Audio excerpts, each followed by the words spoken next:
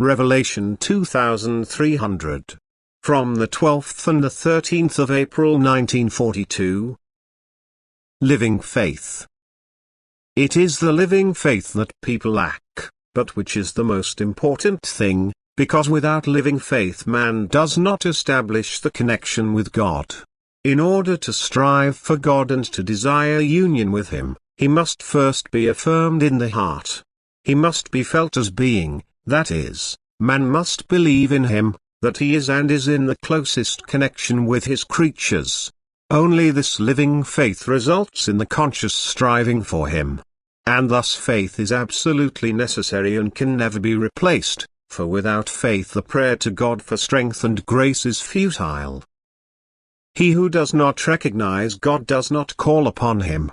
But God's call for strength cannot be avoided because the human being alone has too little strength for higher development, but this is the goal of earthly life. Living faith means being able to stand up for something with full conviction, which cannot be proven, and then to live according to this conviction, that is to put it into practice.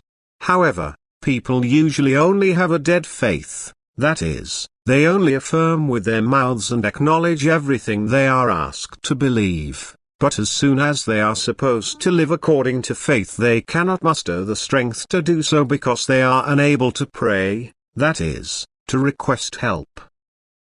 And if they now seriously think about it, then it will become clear to them that their inner being, their heart, is not at all in favor of it, that they therefore have no living faith at all. But without this faith the human being fails in life, for now he lacks all foundation, he cannot understand the meaning and purpose of creation either, for everything connected with God cannot be proven but must be believed, that is affirmed with the heart, and this living faith is lacking in humanity. It certainly speaks of the deity and supposedly professes it, but it actually only affirms the existence of a creator, since creation requires such a creator. But it does not recognize the connection of all things and therefore also not the relationship of man to the creator.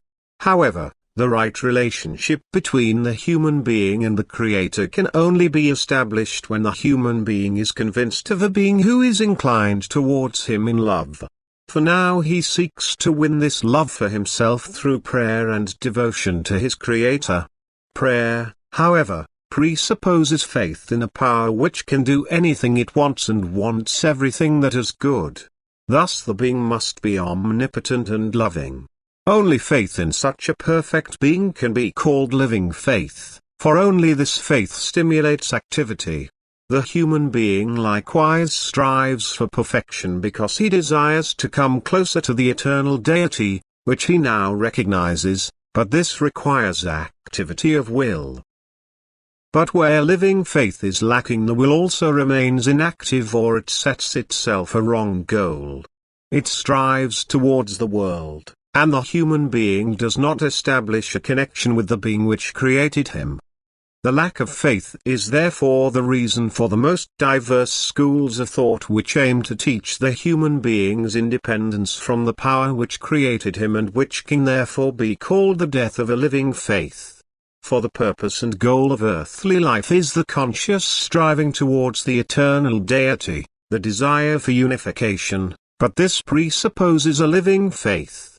A faith which is a matter of the heart but can never be gained intellectually.